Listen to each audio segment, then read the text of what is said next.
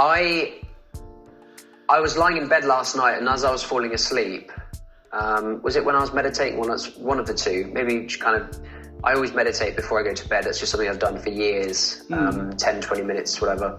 And sometimes it's better than others, and sometimes I can just really be present, and sometimes my mind's just going crazy. And last night, my mind was just going off in this, and I thought of making a video about the state of the world, just like 7 minutes, I don't know, like just like, what the hell is going on, right? Like, what is going on right now? Because, like, most people, and I include myself in this, like, we see the cracks, right? And the things we're seeing now are just the cracks in the system. They're the cracks in the dam. The dam hasn't broken yet. The flood hasn't come.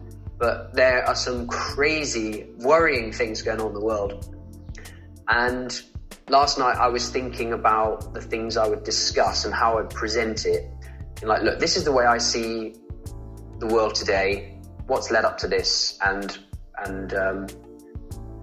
maybe what may or may not happen in the future, but I don't like to go too much. I don't like to do any future looking stuff, because no one knows. But so I'm saying that because you're asking me, what direction my channel's going, and the answer is I've always just made videos about what I've been interested in at the time. And I like the fact that my channel does not, it's not very easily defined. Now that's terrible if you want to grow on YouTube. Like, if you want to get to 1 million subscribers, 10 million subscribers, you've got to have a niche. You've got to do the same thing every day. You've got to have an audience who knows exactly what to expect, when to expect it, and you just got to keep them coming back for more. Right? That's how to grow on YouTube. I do the opposite. I make one day a video about English, one day a video about tongue twisters, then about the British accent, then I do an Arabic lesson, then I do a Japan vlog, then I do a comparing life in Kuwait, then I do a video about Bitcoin, right? I just do everything. So I do whatever I'm interested in. So you don't feel pressure to please your audience. You don't feel like, I've got to create content that's going to make them happy. No, I don't feel that. No. Do you not? I want to please my audience. Yeah. I want to add value. I want to give them something that's worth watching, and something that they will benefit from and learn from, or find it entertaining, or find, I don't know, better than doing what else they would be doing.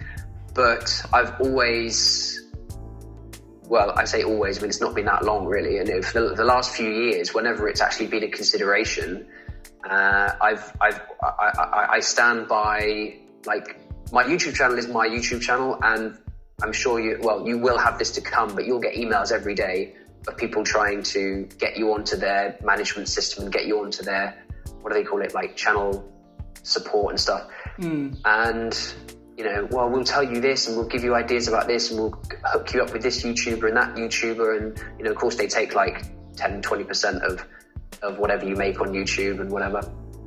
But I've always said, no, not interested. And I've always just kept it so that I can be in a position to make videos about whatever I want. So that if tomorrow I want to make a video about the state of the world, I can. You know what? If I put videos out, and within a day I'll lose like 300 subscribers, right? Because people subscribed for videos about how to sound British, and now I'm telling them to, I'm showing them a trip that I took to Thailand or whatever. And they're like, not interested in that. Didn't subscribe for that. Unsubscribe. Okay, fine. And then you're left with a group of people who maybe feel like they are well enough connected to you, or interested enough in you, or feel like they have a relationship with you enough to actually be interested in kind of, whatever you have to say, right? Like, there are certain people that I follow, whatever they say, I'm going to take an interest in, generally speaking.